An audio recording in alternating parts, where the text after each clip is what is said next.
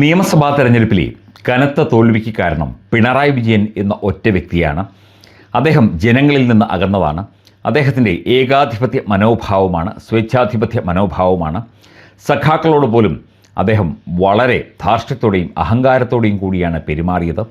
അതുപോലെ നിരവധി നേതാക്കൾ CPM വിട്ട് മറ്റ് ഇടങ്ങളിൽ ചേക്കേറി.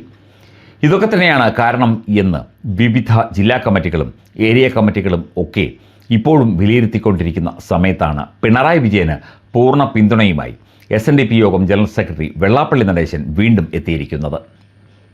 തോൽവിക്ക് കാരണം പിണറായി വിജയൻ അല്ല. പിണറായി വിജയൻ എന്ന ഒറ്റ വ്യക്തിയെ മാത്രം തോൽവിക്ക് ഉത്തരവാദിത്വം ഏൽപ്പിക്കാനോ എല്ലാം അദ്ദേഹത്തിൻ്റെ തലയിൽ വെച്ച് ഒഴിഞ്ഞു മാറാനോ കഴിയില്ല എന്നാണ് വെള്ളാപ്പള്ളി നടേശൻ പറയുന്നത്. തോൽവിക്ക് കാരണം പലതാണ്. അതിലേറ്റവും പ്രധാനപ്പെട്ടത് സഖാക്കൾ തമ്മിലുള്ള പ്രശ്നങ്ങളും CPM എന്ന പാർട്ടിക്കുള്ളിലെ പ്രതിസന്ധിയും പ്രശ്നങ്ങളും ഒക്കെ തന്നെയാണ്.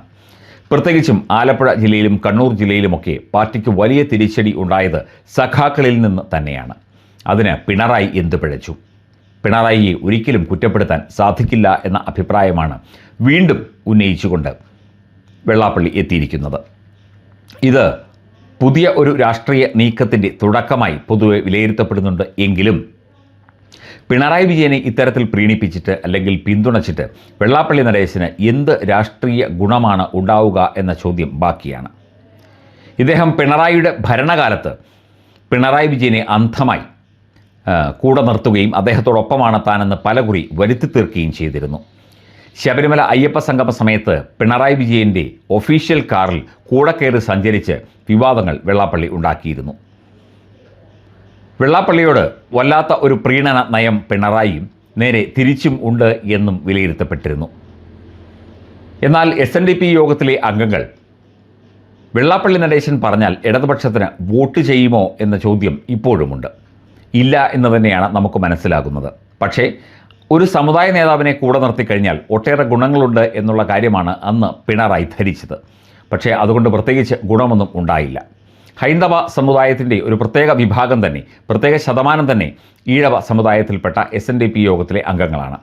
അവരിൽ ഭൂരിഭാഗം പേരും ഇടതുപക്ഷത്തിന് വോട്ട് ചെയ്തില്ല എന്നുള്ള കാര്യമാണ് പിന്നീട് വ്യക്തമായത്.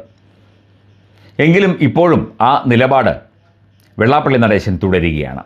പിണറായിയെ കുറ്റപ്പെടുത്തേണ്ട കാര്യമില്ല. പിണറായി അതിശക്തനായ നേതാവാണ്. CPMൻ്റെയും ഇടതുപക്ഷത്തിൻ്റെയും ശക്തിയാണ് പിണറായി. ഇനിയും പിണറായി തിരിച്ചു വരും. ഇടതുപക്ഷത്തിലെ സഖാക്കൾ ഇങ്ങനെ ആവശ്യമില്ലാത്ത കാര്യങ്ങൾ ഉന്നയിച്ച് പിണറായിയെ കുറ്റപ്പെടുത്തുന്നത് എന്തിനാണ്?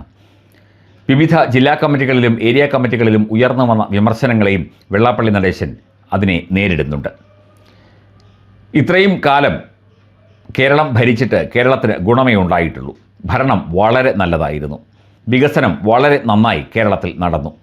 ഇടതുപക്ഷ സർക്കാർ കൊണ്ടുവന്ന പല പദ്ധതികളെക്കുറിച്ചും വെള്ളാപ്പള്ളി നടേശൻ പറയുന്നുണ്ട്. പക്ഷേ ആ പദ്ധതികളൊന്നും കൃത്യമായി ജനങ്ങളിലേക്ക് എത്തിയില്ല എന്നത് മറ്റൊരു സത്യമാണ്.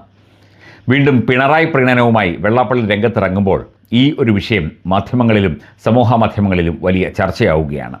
വെള്ളാപ്പള്ളി നടേശൻ്റെ ഉദ്ദേശം എന്താണ്? വെള്ളാപ്പള്ളി നടേശൻ എന്തിനാണ് വീണ്ടും വീണ്ടും പിണറായിയെ ഇങ്ങനെ ചേർത്ത് നിർത്തുന്നത്, അല്ലെങ്കിൽ അദ്ദേഹത്തോട് ഒപ്പം ചേർന്ന് നിൽക്കുന്നത്? മറ്റെന്തെങ്കിലും നേട്ടങ്ങൾ ഉണ്ടോ? പിണറായിയുടെ ഒപ്പം നിന്നതിന് പ്രതിഫലമായി ഇദ്ദേഹത്തിന് എതിരെയുള്ള പല കേസുകളിലും അന്വേഷണം ലഘൂകരിച്ചതായും മരവിപ്പിച്ചതായും ഉള്ള ആരോപണങ്ങളും പരാതികളും ഇപ്പോഴും നിലനിൽക്കുന്നു. വെള്ളാപ്പള്ളിയുടെ മകൻ തുഷാർ വെള്ളാപ്പള്ളി കേന്ദ്ര സർക്കാരിനോടും അമിത്ഷയോടും മോഡിയോടും ഒപ്പം ചേർന്ന് നിൽക്കുന്നു. അപ്പോൾ കേന്ദ്ര അന്വേഷണങ്ങളും സംസ്ഥാന അന്വേഷണങ്ങളും ഒക്കെ തന്നെ കൃത്യമായി തടയാൻ അല്ലെങ്കിൽ അത് ഇല്ലാതെയാക്കാൻ അച്ഛനും മകനും കഴിഞ്ഞു എന്ന് പല സമുദായ നേതാക്കൾ തന്നെ പറയുന്നുണ്ട്. വെള്ളാപ്പള്ളിയോട് വിരോധമുള്ളവരാണ് കൂടുതൽ ഇക്കാര്യങ്ങൾ പറയുന്നത്.